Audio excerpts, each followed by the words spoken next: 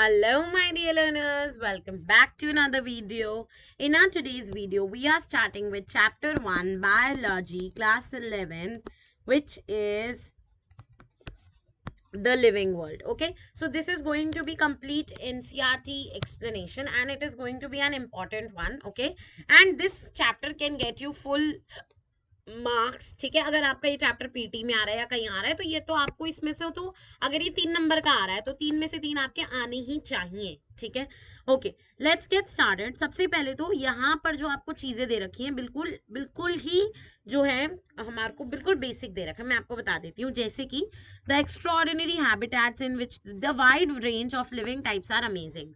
The extraordinary habitats in which we find living organisms, beat cold और mountain, deciduous forest, ocean, fresh water lakes, deserts, hot springs, leave us speechless. है ना, हर जगह आपको living world दिखेगा, living organism दिखेंगे, जो ऐसे ऑर्गेनिजम्स होते हैं जिनके पास लाइफ होती है. Right, the beauty of galloping horse, of migrating bird, the valley of flowers, attacking sharky walks and deep wonders. है ना, तो ecological conflict, the ecological conflict and cooperation among members of population and among population of community or even the molecular traffic inside a cell make us reflect on what indeed is life. यानी ये life है क्या.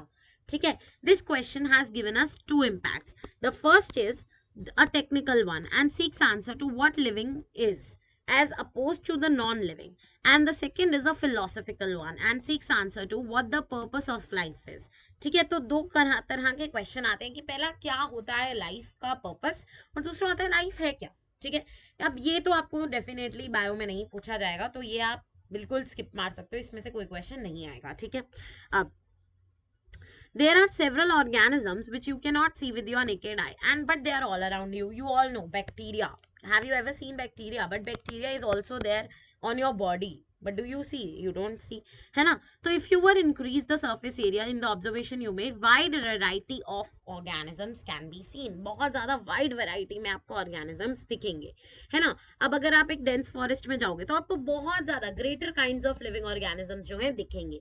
Each different kind of plant, animal, organism that you see represent a species. यानी जितने भी organism होते हैं, चाहे आप कह लो प्लांट कह लो, आप एनिमल कह लो, आप ऑर्गेनिज्म, कोई भी जो है वो एक डिफरेंट काइंड ऑफ स्पीशी को क्या कर रहा होता है, पोजेस कर रहा होता है. अब आता है मेन चीज, द फर्स्ट डेफिनेशन. इस चैप्टर में बहुत सारी डेफिनेशंस है जो आपको पता होनी चाहिए. I am telling you the first definition, please underline.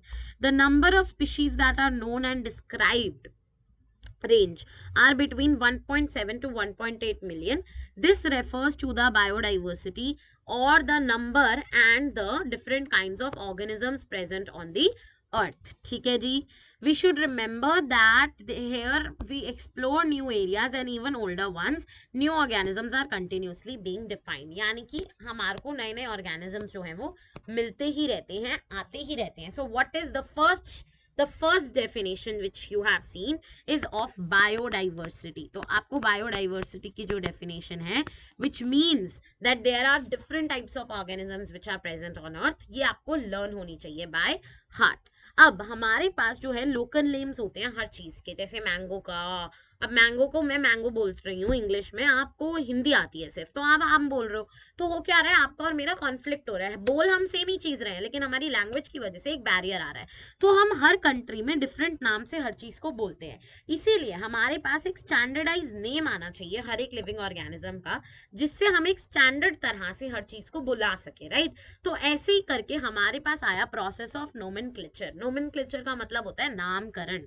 ठीक है, क्या प्रोसेस आया हमारे पास, नोमेनक्लेचर का प्रोसेस आया, which is known as the नामकरण का प्रोसेस. ये थोड़ा सा इंपॉर्टेंट है, यहाँ से एक क्वेश्चन आ जाता है 1 मार्क करने कभी कभी. ठीक है, तो नोमेनक्लेचर इज ओनली पॉसिबल जब हम उस ऑर्गेनिज्म को अच्छे से जानते हो. राइट, तो अब this is called as identification. यानी कि हम क्या करें, हम सबसे पहले ऑर्गेनिज्म की चीजों को जाने. Naming is only possible when the organism is describe correctly and we know to what organism the name is attached. है ना, अब this is called as identification. अब अगर मैंगो का नाम मैंगोफेरा इंडिका है तो कुछ रीजन होगा कि वो मैंगोफेरा इंडिका है. लेटिन में है, लेटिन में इसका कुछ मीनिंग होगा पक्का, तभी उसको एक मैंगोफेरा इंडिका करके नाम जो है वो दिया गया है. तो नेमिंग हम तभी करते हैं एक इंसान की या किसी भी चीज की हम नाम. अब पेन का नाम पेन क्यों है, जिस बंदे ने पेन का नाम कुछ पेन रखा होगा, कुछ सोच के रखा होगा ना कि मैं इससे लिख रहा हूँ, कुछ कर रहा हूँ। फोन का नाम फोन क्यों है? तो जो नाम है वो कुछ सोच के ही रखे जाते हैं। Is only possible when the organism is described correctly and we know to what organism the name is attached. This is called as identification. What is identification? It is the process of describing correctly and describing the organism correctly. ठीक है. अगला, in order to facilitate the study, numbers of scientists have established procedures to assign a scientific name known to each organism. यानी अब scientific name जो है वो हर एक organism को देने के लिए रखा गया है. ठीक है. अब हमारे पास दो जो है इंटरनेशनल कोड्स होते हैं. सबसे पहला होता है, एक सेकेंड, सबसे पहला होता है हमारे पास international code for botanical nomenclature and दूसरा होता है international code of zoological nomenclature. यानी कि हमारे पास बॉटनिस्ट ने दो जगह की दो चीजें दी हैं.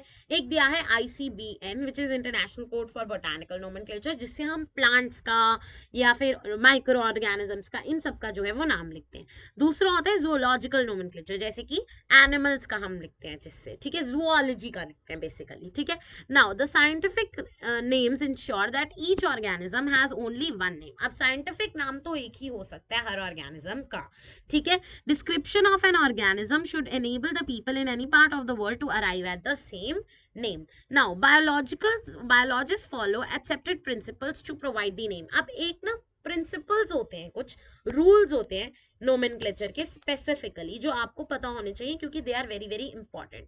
फर्स्ट जो सबसे बेसिक रूल है वो है कि हर नाम के पास दो कंपोनेंट होते हैं. एक होता है जेनेरिक नेम और एक होता है स्पेसिफिक एपिथेट. यानी कि every name whichever you will see scientific name, it will have bionomical classification, bionomical nomenclature. यानी कि हम इस चीज को, क्योंकि इस नाम के पास दो कंपोनेंट्स हैं, तो हम इसको कहते हैं कि the naming is known as bionomical nomenclature. binomial nomenclature. binomial का मतलब सबको पता है, जिनके पास मैथ्स होगी, अगर PCMB वाले कोई हैं तो.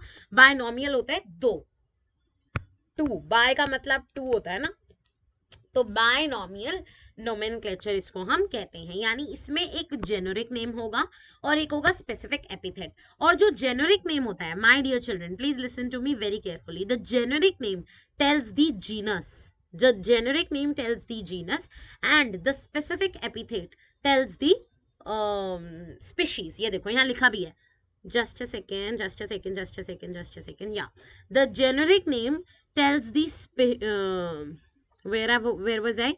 The generic name in the biological name, the first word in the biological name is the genus, which is the generic name, and the second component denotes the specific epithet. ये आप सबको पता है, but मैं आपको ये भी बता देती हूँ कि यहाँ देखो, the scientific name of mango is written as Mangifera indica. Now let us see the binomial name. In this, Mangifera represents the genus and indica represents the species. यानी genus हमारा बताएगा जेनेरिक नेम और species जो है वो क्या बताएगा, specific epithet. याद करने का तरीका बताती हूँ. देखो, genus generic name, generic for genus, G for genus, G for generic name, S for specific epithet, S for species. Clear everybody? All right. ये तो कुछ रूल्स हैं जो अभी मैं आपको रिवाइज कराने वाली हूँ फॉर श्योर. ठीक है. अब देखो, यहाँ पर एक साइंटिस्ट का नाम लिया जाता है, कैरोलस लिनेनस. ये पहले बंदे थे जिन्होंने क्लासिफिकेशन करने की कोशिश की थी. क्लासिफिकेशन क्या होता है बेसिकली, हम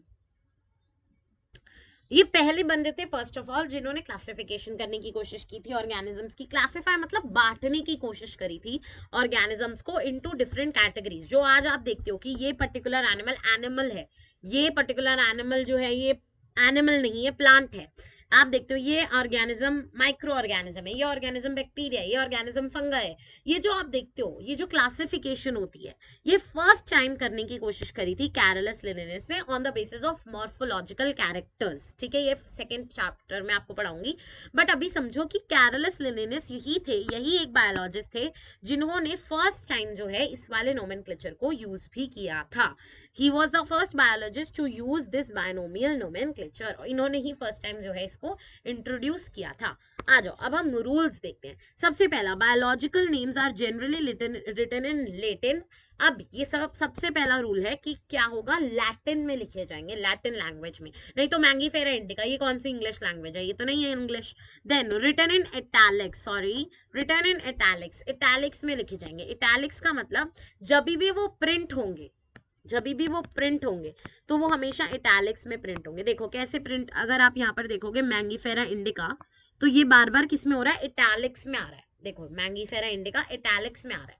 लेकिन अगर आप इसको पेपर पे लिख रहे हो, देखो both the words in a biological name when handwritten are separately underlined or printed in italics to indicate that they are from the Latin origin. अब अगर मैं हैंड राइटिंग में लिख रही हूँ, प्रिंट नहीं कर रही, तो क्या फायदा, तो क्या करना पड़ेगा मेरे को, मैंगीफेरा इंडिका मैं लिखूंगी और मैं इसको ऐसे नीचे से अंडरलाइन कर दूंगी। एक चीज और समझना, हमेशा मैंगीफेरा का एम और इंडिका का आई में फर्क होगा। मैंगीफेरा जो फर्स्ट नेम होगा यानी जो जेनेरिक एपिथेट होगा, that will always be starting with a capital level letter, and the specific epithet will always start from a small letter. Okay, the first word in a biological name represents the genus, while the second one a special epithet. They are latinized or derived from the Latin region. ये मैंने आपको बता दिया। अभी वो जो first capital वाला ये वाला रूल भी यहाँ आ गया।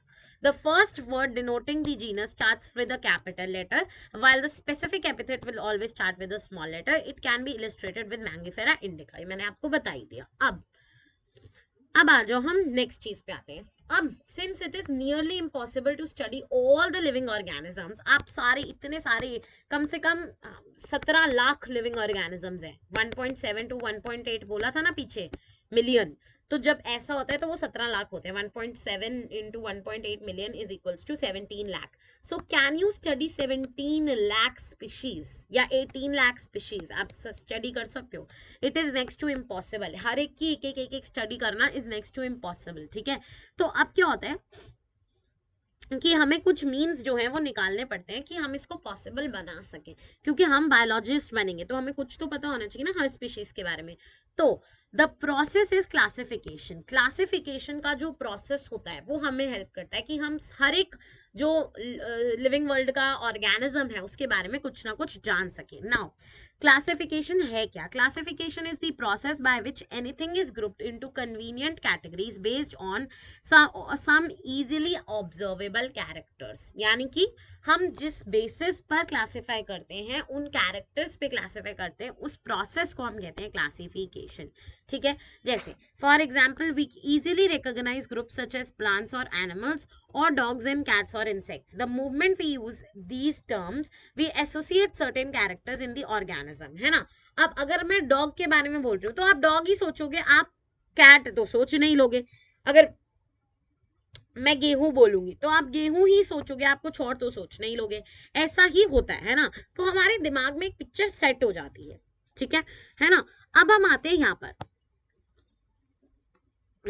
या the scientific term for these categories is taxa. अब देखो क्या होता है, all these dogs, cats, mammals, wheat, rice, plants, animals etcetera are convenient categories we use to study organism. हम कैटेगरीज बना लेते हैं, एंड कैटेगरीज को हम क्या कहते हैं, कैटेगरीज को हम क्या कहते हैं, टेक्सा। टेक्सा बेसिकली यहाँ पर क्लियरली एनसीईआरटी लिखती है the scientific term for categories is taxa. Taxa मतलब कैटेगरीज, टैक्सा का क्या मतलब है, कैटेगरीज। टैक्सा का क्या मतलब है, categories. Here you must recognize that taxa can indicate categories at different level. Plants also form a taxa. Wheat also form a taxa. Similarly, animals, mammals, dogs are all taxa. But you know, dog is a mammal and mammals are animals. Therefore, there is a hierarchy, है ना, एक hierarchy हो रही है ना। अब आपको पता है डॉग जो है वो एक मैमल है और मैमल्स जो है वो एनिमल्स के अंदर आते हैं, यानी एक हायरार्की दिख रही है। डॉग जो है वो सबसे अलग है। अब लेकिन डॉग की ह्यूमन से बड़ी कम सिमिलैरिटी होगी, तो क्या हुआ यहाँ पर, डॉग और ह्यूमन जो है वो है तो एक ही टैक्सा के, मतलब दोनों मैमल्स हैं, लेकिन इनके बीच में भी सिमिलैरिटी है, तो यानी कि हायरार्की बन जाती है। Hence based on characteristic all living organism can be classified into different taxa. Taxa में हम कर सकते हैं, टैक्सा मतलब कैटेगरीज, टैक्सा का सिंपल मतलब होता है कैटेगरी। ठीक है, now this process of classification is known as taxonomy, यानी क्लासिफाइंग द कैटेगरीज या classifying organisms into taxa is known as taxonomy. Clear everybody? Now let me start again. Let me clear the page. अब देखो, external and internal structure along with the structure of cell development process and ecological information are essential and form the basis of taxonomic studies. हम ऐसे ही नहीं बांट देते taxa को, हम taxa को भी बहुत सोच के बांटते हैं. और टैक्सा की डिवीजन को जो हम कहते हैं वो क्या कहते हैं? टैक्सोनॉमी. ठीक है. और टैक्सा को हम बेसिकली क्या कहते हैं? कैटेगरी. टैक्सा को हम क्या कहते हैं? कैटेगरी. Clear everybody?